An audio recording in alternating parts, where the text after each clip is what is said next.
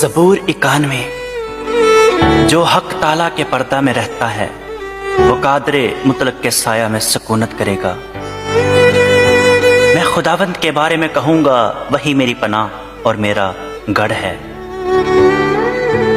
وہ میرا خدا ہے جس پر میرا توکل ہے، کیونکہ وہ تجھے صیاد کے پھندے سے اور مہلک وبا سے چھڑائے گا۔ وہ تجھے اپنے پروں سے چھپا لے گا اور تجھے اس کے بازوؤں کے نیچے پناہ ملے گی۔ اس کی سچائی ڈھال اور سپر ہے، تو نہ رات کی ہیبت سے ڈرے گا، نہ دن کو اڑنے والے تیر سے، نہ اس وبا سے جو اندھیرے میں چلتی ہے، نہ اس ہلاکت سے جو دوپہر کو ویران کرتی ہے۔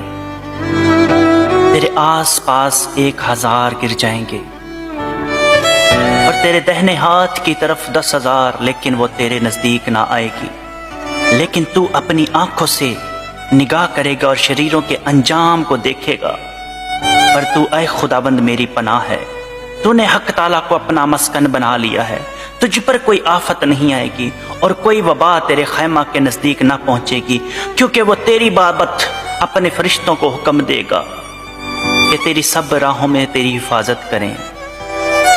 وہ تجھے اپنے ہاتھوں پر اٹھا لیں گے۔ Amen.